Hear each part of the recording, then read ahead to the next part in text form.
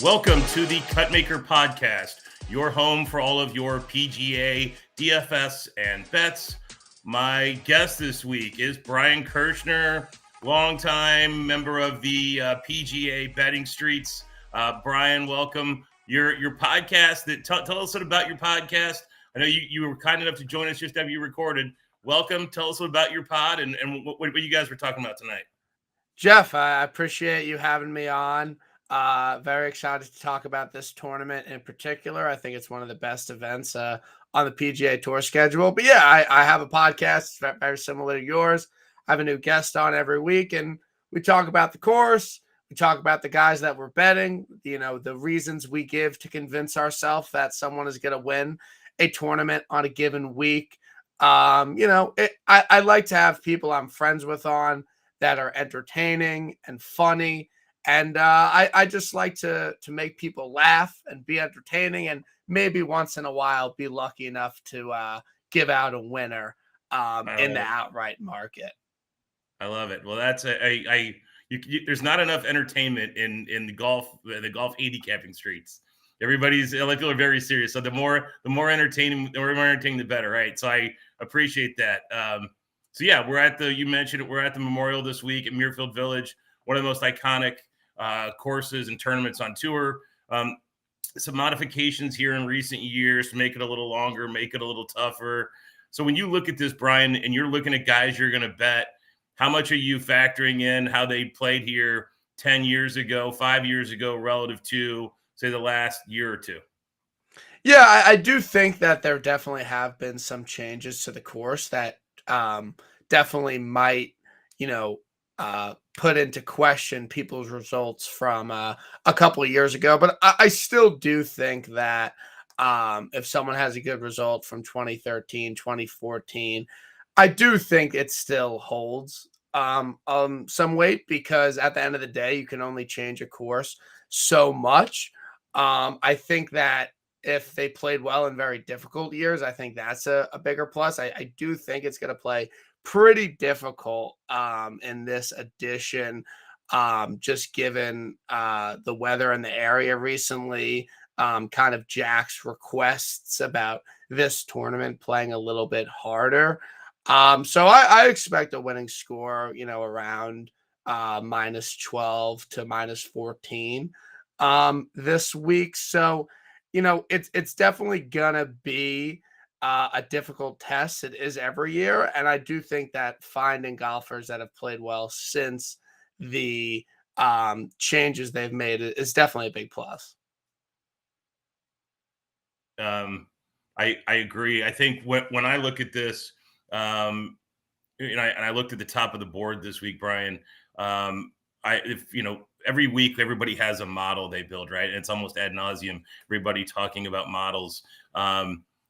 This is certainly going to be interesting off the tee. Did you play a lot of distance here? Did you not focus on distance so much as you were looking at this? How much did you weight distance into this versus driving accuracy? I honestly think accuracy is more important. I mean, any tournament that Jason Duffner and David Lingmerth have both won, it's not a place where you have to be a bomber. I truly believe that. I don't think this is a Torrey Pines, Bay Hill situation where you have to be a bomber off the tee. I truly believe accuracy is more important this week than distance. So in the DFS streets, when we look at the top of the board here, and this ends odds are pretty similar in betting outrights, but Scheffler, Rahm, Rory, Cantlay, Xander are the guys over 10,000. Tell me why anyone would play Rory.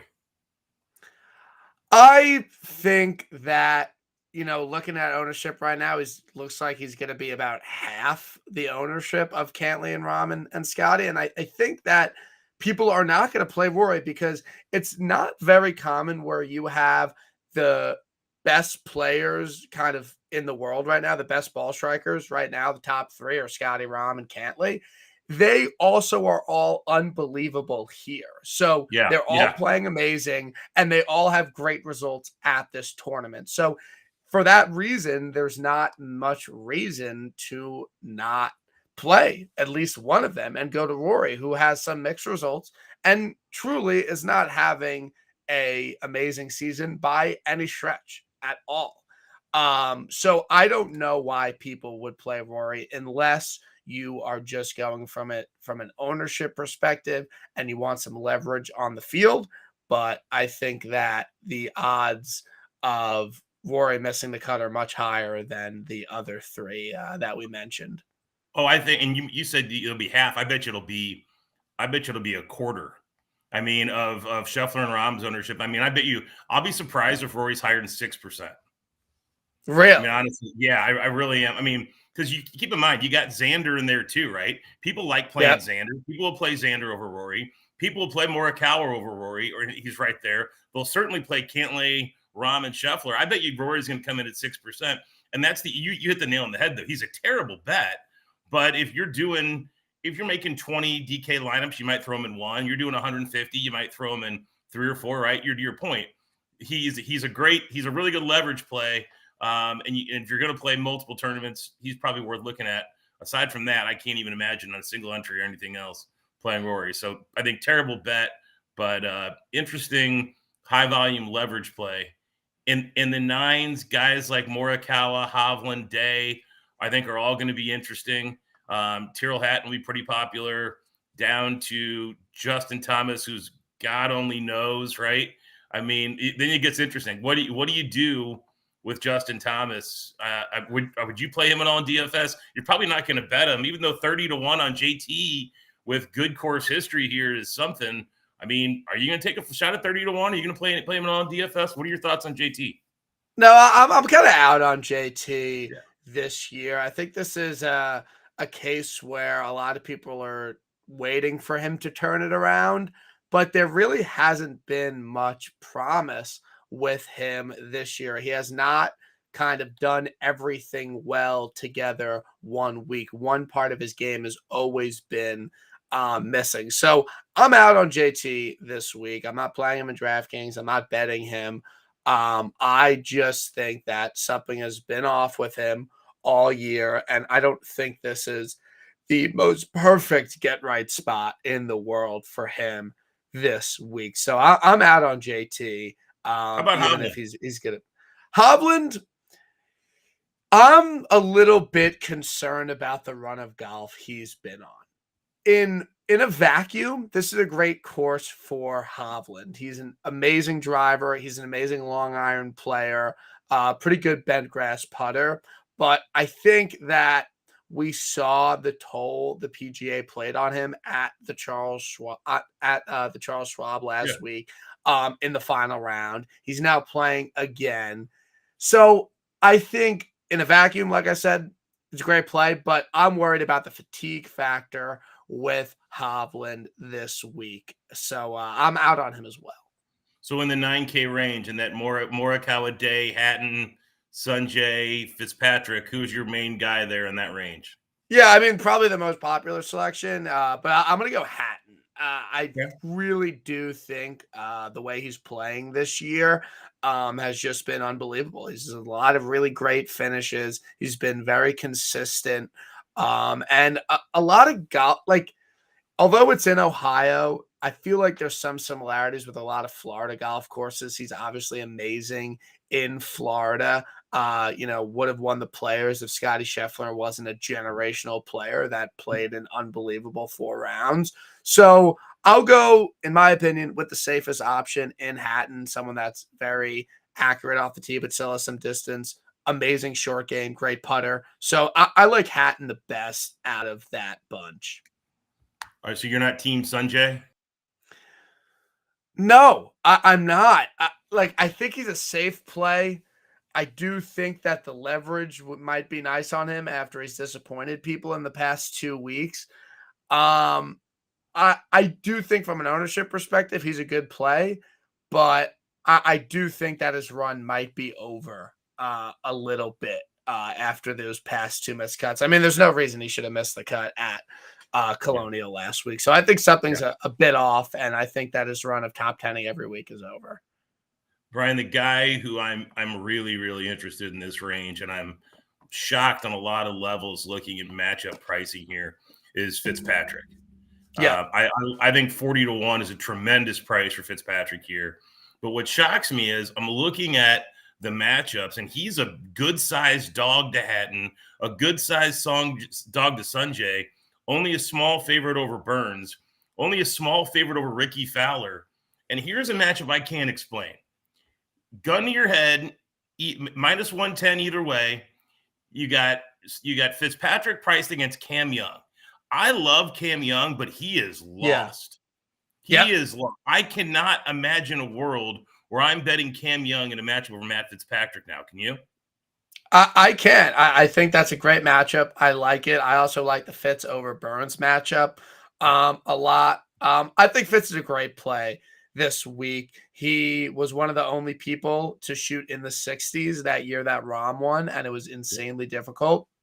On Sunday, I think this is a great course for him, given his prowess off the tee and him being, I worry about the iron. He's not, an amazing iron player. That is not how he's gotten a lot of his wins. But anytime the difficulties are tough and it's a firm and fast course, and you got to be good off the tee, I think Fitz is always a good option. So I like that play with Fitz. So I have a weird stat for you that as I was doing my research for this show, I found this is insane. Just a really, really weird stat.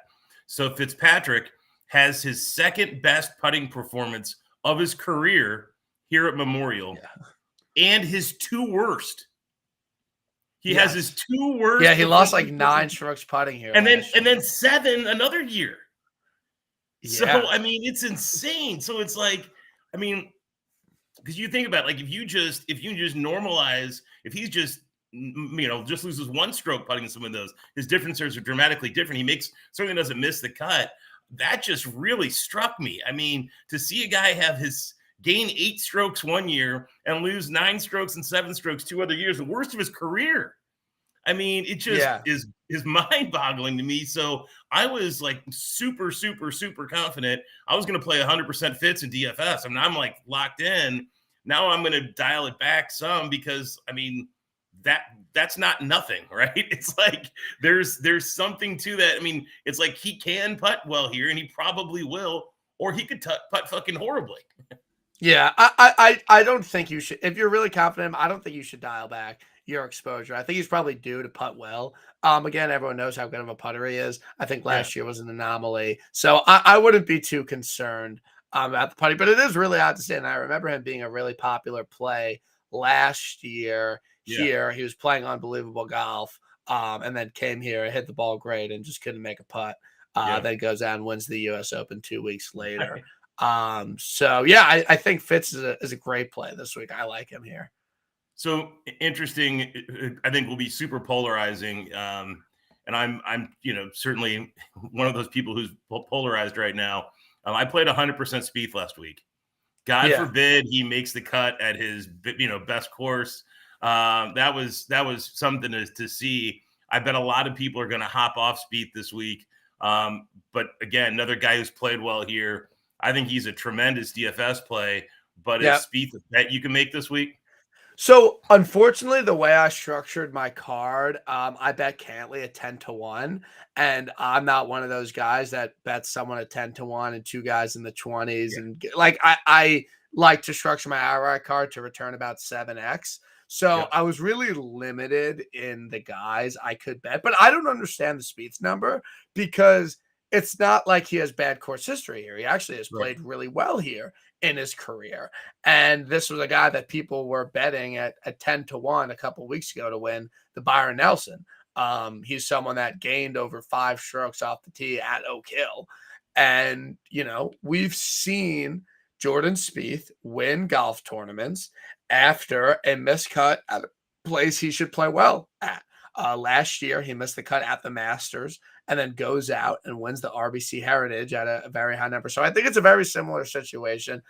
I unfortunately can't fit him on my betting card, but I do have a little bit of FOMO, and I think his outright price is wrong this week. So are you going to play him in DFS?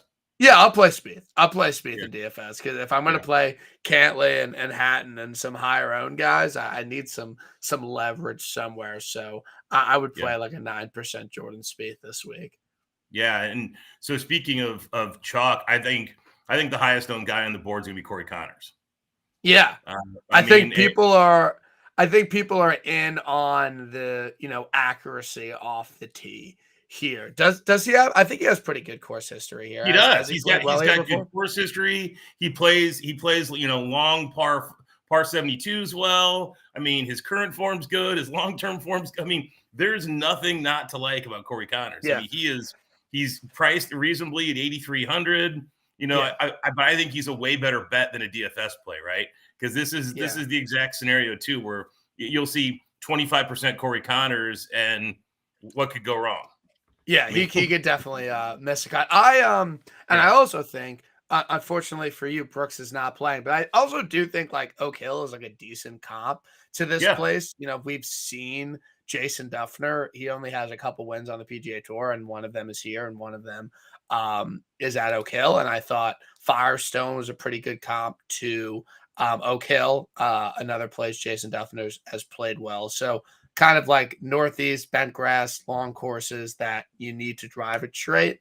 So I think I don't think Corey Connors is going to win, and I don't think he's a good DFS play given his ownership. I think Corey Connors is due to disappoint a lot of people this week, just given his ownership coming off a really good finish. He makes all the sense in the world. So I think a lot of things can go wrong with Corey this week. So I'm going to be staying away. So who makes for, I think, a fascinating leverage play against Corey Connors in DFS? He is $400 cheaper, and is Russell Henley. Yeah. So their matchup price, they're priced even in their matchup. Really? So that's interesting. It is very interesting. Yeah. Right? So Vegas is saying that Russ is the play there. If you look. Yeah. I mean, yeah. And because he's going to be what, a third of the ownership, a quarter of the ownership. I mean, Russell Henley will be 7%, and Corey Connors will be 25.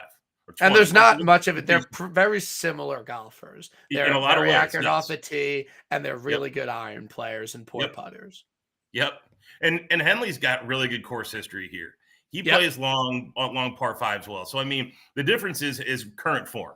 That's what people are going to look at, right? I mean, there's no question that certainly Connors has better current form. I think that's a big thing. But what else is interesting to me, too, is I noticed that that Connors is favored over Lowry, which surprised me a little bit. Lowry, another guy who played well at Oak Hill, right? He kind of flamed out a little bit late, but he had a decent tournament. Not a lot of people were on him. I think that's pretty interesting in terms of a matchup. I don't mind, or certainly a matchup I probably wouldn't bet it, but I think Lowry is another guy. If you're looking to pivot off of Connors, I think, Lowry and Henley are two guys.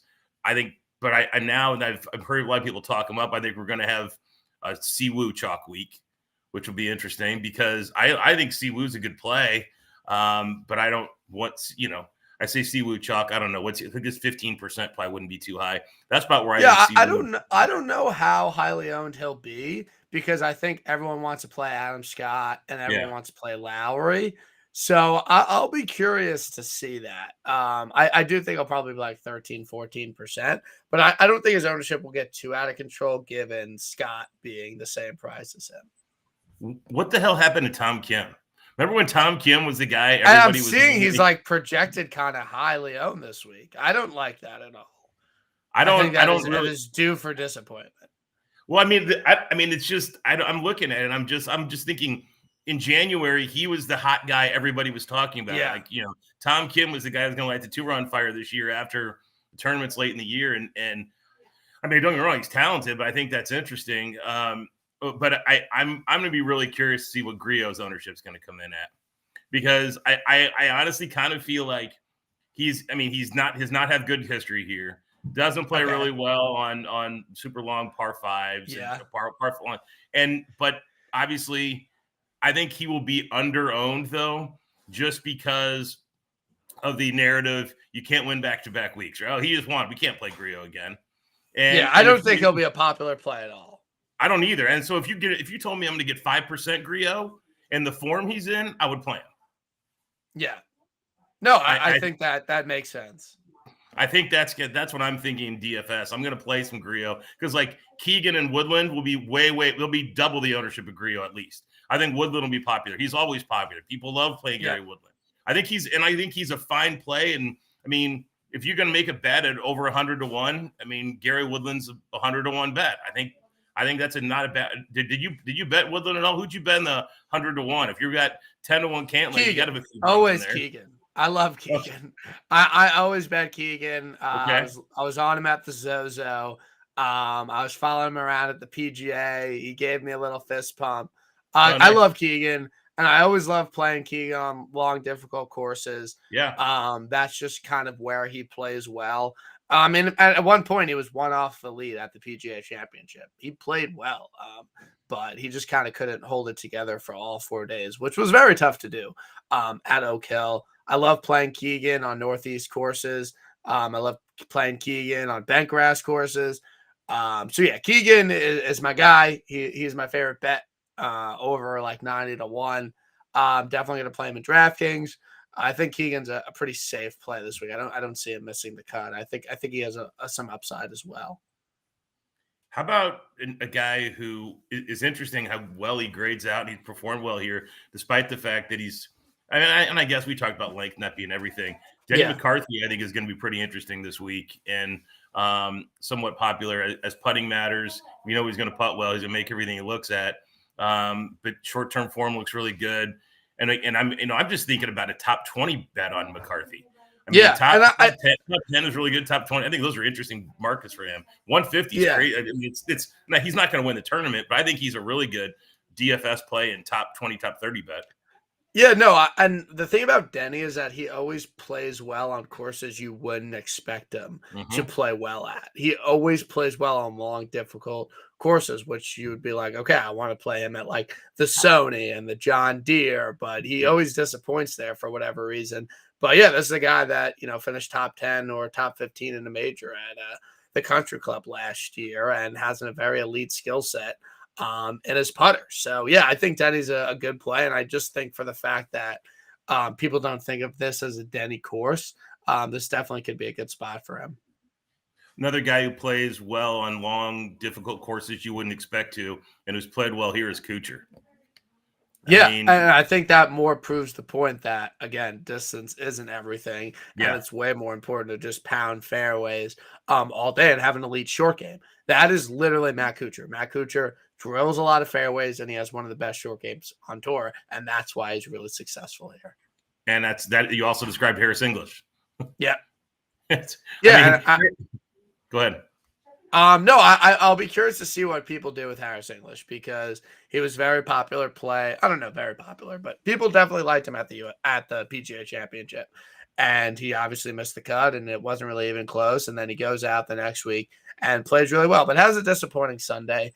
It's DFS, so you have to factor that in. He's a little too volatile for me. Harris English is not going to be a safe play in 2023. He is definitely top 10 upside, but he has a lot of miscut. I'm a Harris English and Tom Hoagie stan. That's part of my problem is I can't quit those guys, and I'm always playing them. But Harris's short game and putting have been fantastic this year. His drivers got a little loose, his irons get a little loose sometimes. But you're right. I mean, he's a guy who can top 10 and miss the cut in alternate weeks. So I'll be playing some English. I do think Kuchar is certainly safer play, but I think Kuchar will be higher owned too. I think a lot of people will realize that with Kuchar and play him. I think a really, really, really interesting guy is Billy Ho because I don't think anybody's going to play him. He was 250-1 last week. Was he that high? Wow. He's down to $150 now. Did you bet him at 250? I did not. I thought it was like that was a misprice. I wasn't going to bet him, but it was around. He showed up. Yeah, I'm just trying to figure out. I mean, I can't. Like when I'm thinking about from DFS perspective, I guess I would bet him before I would play him in DFS. I guess just because his miscut opportunity is really high given his form, but his course history is good. Yep. Yeah, no, I think he's definitely a better bet than a DFS play, in my opinion. So another guy was looking at, two other guys I'm looking at, kind of moving down the board here a little bit. One guy who, you said it about Daniel McCarthy, and I think this is true about this guy, a guy you never expect to play well on long, tough courses, and who often does, is Brian Harman. Yep. And he's not as good a putter at Denny McCarthy, but better in some other areas. And then another guy who's down in this range who just grinds out top 40s is KH Lee. I think KH Lee is a very safe play this week. I always like KH Lee. Yeah, and I'm with you. Like, he's not, but if for 7,300, you'll take a top 40 at a KH Lee, right? And he'll finish one over, and you'll be fine. Let me ask you down here, another guy I'm interested in a little bit, just because of upside. He has played here. He didn't miss the cut when he played here. But what do you think about Justin Suh? Not just here, but in general. Like, I mean, I think the guy's phenomenal. His putting is unbelievable. I mean, I think he's a little bit mispriced this week. Yes. I don't, really understand why he's in the 6K range, given how well he's played. What did he do last week? Was he okay? Yeah, so I'll pull up his exact. Hang on. Yes, he was. Yeah, 16th. I don't understand this price. 26th at the PGA, 16th at the Charles Schwab. What his ownership right now? About 4%. I think that's more than palatable. I'll definitely play some Justin Suh this week. But look at his putting. I mean, it's like 3, 3, 1.5, 5, 3, 3, 1, 4. I mean, just gaining like it's going out of style. I mean, off the tee's been okay. Approach Irish a little wonky, but you're right. I think that price is not right for a guy who can get up and down as well as he can. Is there anybody else down here in the 6Ks or 100 to 1 or so you're looking at? One guy, before you say that, one guy I'm looking at who is almost free, and I would not play if course form was a thing, or excuse me, if I was using current stats at all. He's 500 to 1. So okay. I get it. That is Matt Wallace. Yeah. I think I don't know what he's done since Corrales off the top of my head, but this is a guy that has a PGA Tour win this year, great ball striker, plays well in difficult conditions. I think it's a good play. He won. He was at 7th at Valspar right before Corrales, and then took 28th at Valero, and then has just shit the bed since then. But he's in poor form. Yeah. Oh yeah. But he goes in these spurts, right? Like 21, he has a spurt where he's, couple, like a 6th at the Wells Fargo, 18th the RBC, 34th at the Masters. He has these little runs where he's like solid. And I don't know. I mean, I think like a top 40 bet, you're probably getting, I don't know, 3 to 1 on Matt Wallace, 4 to 1 on Matt Wallace, top 40 for a guy who's got really good course form here and who plays really well on long, tough courses. And he's 6,300 on DraftKings. I mean, that lets you, because I think you want to play 2 top guys this week, or at least try to. So that's, if you play him, you could play Scotty and Cantlay together and still get some lower 7K guys in there. So I think that he's a good option at that price. You got any interest in Goddard? This is a guy that is a very good golfer and will have a long career on the PGA Tour and had a couple of great finishes last summer, and now he's getting his first start post college. I think Goddard can play this well this week at $6,200. It's funny you say that. I was surprised how well he kind of popped for me this week, and you're right. I mean, he's been playing really solid golf. I mean, 4th to John Deere last year, and he's made a bunch of cuts. If nothing else, you're right. He's basically free. Yeah, I don't disagree with that. I don't mind that at all as a play. Another guy who's been playing long course as well. And I did you ever see this show that was on, like, I think it was on CNBC or one of these, and it was like, I can't even remember the name of the show, but it was like about this this Vegas tout, and his name was Steve Stevens. No, I don't. This show? Oh my God, I got to figure out what this show is called. But there was this show on CNBC, and they were like, it was on CNBC. That was what completely blew me away. And it was like this, I don't know, like a really shitty documentary about this, like tout, and it was the worst. It was the worst thing you've ever seen. It was like way worse than Vegas Dave. He was like a cheesier version of Vegas Dave. It was one of the craziest things you've ever seen. But his name was Steve Stevens, and every time I see Sam Stevens, I always call him Steve Stevens. So Sam Stevens is a play this week because of that documentary. But just because of that. But but I think he, again, he plays long courses well. He hasn't played, and his form is really good. Another guy who's got good form, and then another guy who's down in here who, again, I think is underpriced, frankly. And he's played fairly well here. He's just low-key been really good. No one's going to remember who took second last week. Yeah. But, like, I could fit Shank into my lineup. I think Shank's good. I think Shank's a great play. I mean, I'm looking at it. It just makes a ton of sense. Decent history here. And then the last guy who's down here in the 6,600 who has decent course history here, but who could DFL or top 20 is Luke List. Yeah. Yeah. I think a place that, people that bad putters have won at, and a lot of putts are made inside 10 feet. That's always going to be a good time to play Luke List. And especially when he gets a lot of long irons in his hand, that's really when you want to target Luke List. So I think that's a good play, but you just got to be ready for a miscut and for him to miss every 3-footer. Yeah. I always say that Luke List is a poor man's Tom Hoagie, and Tom Hoagie's a poor man's Colin Morikawa.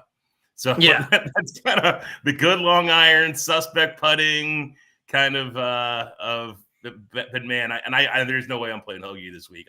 As much as I love him, there's just nothing about it. His current form's not great. His history here is not good. I would love to play Hoagie, but I can't. Anybody else you like down here? You gonna invest in any? Buckley's had good form lately. Some people. Buckley's my guy. Buckley is like my guy.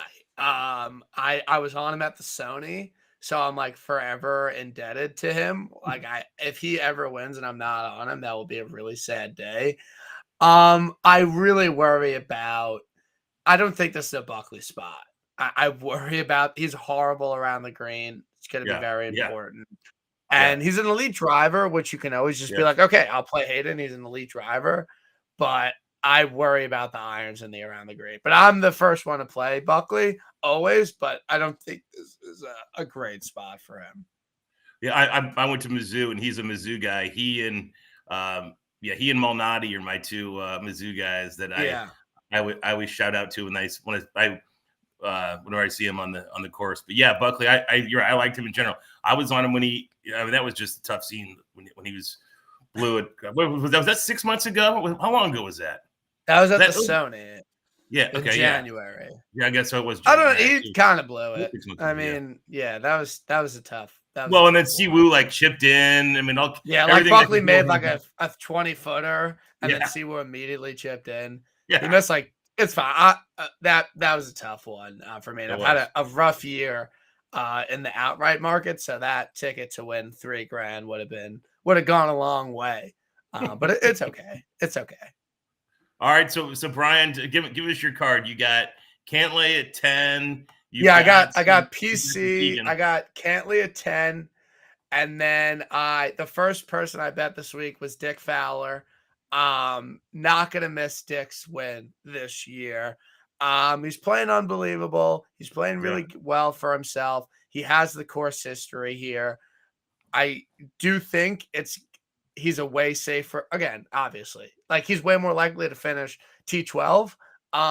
Like that's probably the way to bet Ricky this week is a top 20, but 45-1, I think it's a good number. I make him more like, 38, 40. So I think there's some value there. And then I bet Adam Scott, who's very popular, but I just think you look at the way he's been playing, and you look at some of his course history.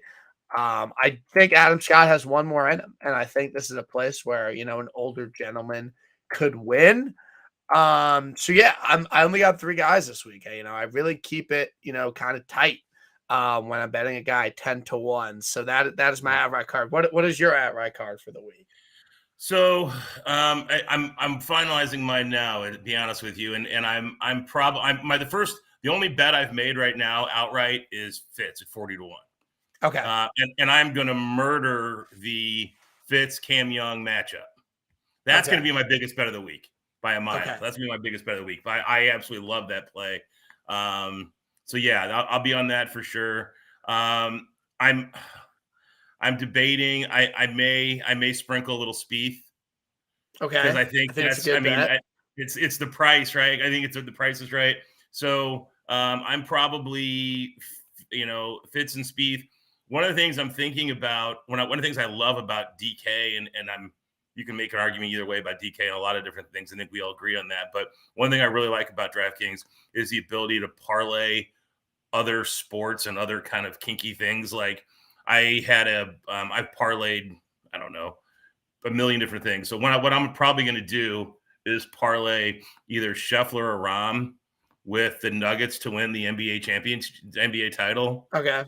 as my way to boost those guys a little bit, maybe get them to So 10 who to 1. so who do you prefer out of Scotty versus Rom? Like you can only pick one to Yeah, win. Who do you Rahm, like out of those two? You Rahm. like Rom? Okay. Yeah. Yeah, I like Scheffler, honestly. Do you? I think because of the fact that he's gained putting every time he's played here. I you match it up with the ball striking. I think he's underperformed in the win column this year. So I prefer Scotty up top. I think Rom might be a little bit burnt down a little bit, but yeah, I like Scotty, but you can't really go wrong with either of them. Well, you can right. You can use I listen. I completely statistically Scotty's. I mean, it's again we're splitting hairs here, right? He's a little bit Yeah. better play. I don't disagree, but I feel like if I need a guy to make a putt, I can count on. And listen, Brian, I was all in on Scotty at the Masters, all in on Scotty at the Masters, and my eyes are still bleeding from watching him putt at the Yeah. Masters. So I definitely have some PTSD in the back of my mind that I can't play him as I'm just a little biased. I Well, think he now. couldn't play well. He won it the year before. Yeah, right. So it's impossible. You can't play well the year after you win the Masters like that. Oh, And that's why Rom didn't play well at the PGA. You can't play well after you just won the last major. I mean, these are things, the models, the numbers, they're not going to tell you, but you gotta know. You gotta know about them. well, wait, unless you're Brooks Koepka. Yeah, I guess that's Brooks, but he didn't win. Again, he was runner up at the Masters. Then he went out. Well, And but won. he If won won back to back. He won back to back U.S. Opens, back to back PGAs. Yes. Okay, Okay, but they so weren't like next to each other. They no, weren't like I'm with you. this. I'm with you. Okay, Yeah, I'm that's yeah, what you're saying. Yep. Well, no, listen. I bet Fitz. I'll figure out. I may parlay Ron, like I said, with the Nuggets or something, and then further down, if I'm going to go with a bomb like in the 100 range, I'll probably bet Gary Woodland just Okay. because. I mean, and hope and I don't know. I may get on Keegan with you too. I didn't hear him on your card. I'll bet him. I'll bet it will be like again. I like 7x. I'll be a Yeah. little bit below. I'll be like Yeah. 6.8x if I had Keegan. But yeah, I don't know if he's gonna win, but first round leader always. There you Keegan, go. first No, round leader. that's an elite Yeah. play. That's an elite Keegan play. is always a first round leader play, so he'll be on my card. Like I got to still run my first round leader model, so that will be tonight to see what I could come up with because first round leaders are the best bet in sports. It's how I like to spend my Thursdays at the office, and there's nothing better than a nice first round leader sweat. Well, and you got to make sure you bet him at the right spot. That's Yeah. the critical fact, right? Like I can't tell you how Yes. many times I've had a first round leader and I bet it on DK and had the dead heat rule and I got killed and people complain about that Yeah. all the time. I bet all my first round leaders and bet MGM ties pay full. It's Yeah. I'll pay a little lesser price for that. All right, Brian, we'll tell everybody where they can find you online and thanks for joining us, buddy. Yeah, if you want to follow me on Twitter, Brian Kirschner _ and my podcast, Tap and Birdie. It's on all platforms, YouTube, Twitter, Spotify, Apple. Check it out if you want to hear my thoughts and others on the golf tournament every single week.